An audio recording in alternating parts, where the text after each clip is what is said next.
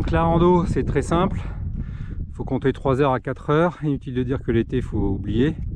Donc en fait on va faire tout chousse kéké jusqu'à cette montagne là, c'est le trail du Red Mountain Trail. On le fait tout chousse parce que c'est juste pour vous montrer l'importance des descentes, puisque c'est de là que s'élancent tous les VTTistes pour des descentes de dingue. C'est-à-dire que si vous connaissez la couleur noire dans les stations des Alpes, bah là le charbon à côté c'est du blanc quoi. Ensuite on descend dans le creux, hop là, donc il y a pour 1 heure pour monter là-haut, on descend dans le creux, on arrive à la Black Mountain, avec une superbe vue sur le lac Mead, et on redescend par là sur le River Trail, qui lui ne dispose pas de rivière malgré son nom. Objectif là-haut. Pour les amateurs de VTT, c'est l'une des pistes de VTT les plus célèbres du sud-ouest américain. Donc on est situé en fait à Boulder City dans le Nevada. Donc on peut voir là le chemin de VTT qui part ensuite sur cette colline, qui redescend et qui départ de là-haut en fait. Pour vous situer, on est juste au niveau des couleurs de BC Boulder City, qui sont peintes en blanche comme dans toutes les villes des États-Unis.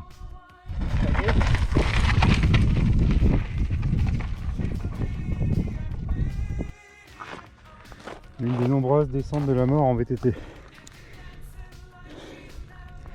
voyez les chemins là, je continue là-bas. Je peux vous dire que celle-ci elle est raide. Donc là on est à mi-chemin. Comme vous pouvez voir la descente là,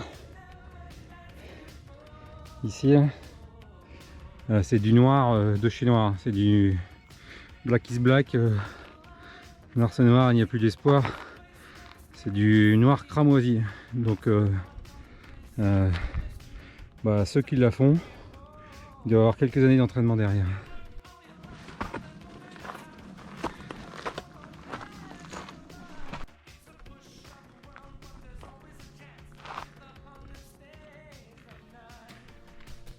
Donc voilà, c'est d'ici qu'arrivent les Alpliners, donc ceux qui veulent faire de la tyrolienne là.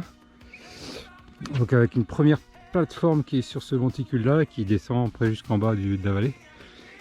Et c'est de là qu'arrivent aussi les gars en VTT, puisqu'ils prennent là ce chemin ici sur le côté et ils descendent sur tout ce qu'on vient de voir. Alors vous avez aussi une structure pour vous repérer, cette structure là, qui est digne d'un film de Tim Burton, Mars Attack. Je sais pas trop ce que c'est, ça ressemble à des antennes satellites peut-être pour les bases aériennes de Las Vegas. Mais ce que je veux vous montrer surtout, c'est où nous sommes. Parce qu'à partir de Boulder City, vous avez l'un des plus beaux points de vue en dehors de Las Vegas. Donc vous avez les montagnes en face. Et juste là-bas à gauche, vous avez le mont Charleston et le strip de Las Vegas avec le downtown qu'on voit très bien. Et quand on continue, on fait à peine 20 mètres, on a toute la frontière avec l'Arizona là-bas derrière, avec le Hoover Dam. Donc le Hoover Dam, le pont du Hoover Dam, on le voit, il est là. Et vous avez ici le lac Mead, avec une putain de vue sur le lac Mead et le départ des VTTistes ici, juste là. Et donc vous avez une vue superbe sur le lac Mead. Et Boulder City en contrebas, là où on a parqué notre motorhome. Donc là on est tout en haut de la montagne de Boulder avec le lac Mead. Boulder City. Ici là, très certainement l'une des plus belles ghost towns du sud-ouest américain, qui est Nelson, qui est une ghost town fin 19e, début 20e, et qui elle est restée authentique dans son jus. Donc on arrive là après avoir fait la Red Mountain directement par la piste VTT. On est en fait ici de l'autre côté, c'est-à-dire sur la Black Mountain. Et la Black Mountain, elle arrive ici au sommet.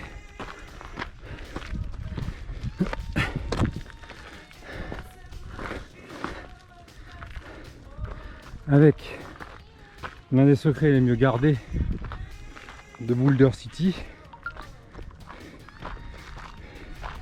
qui est la plus belle vue sur la partie sud du lac Mead.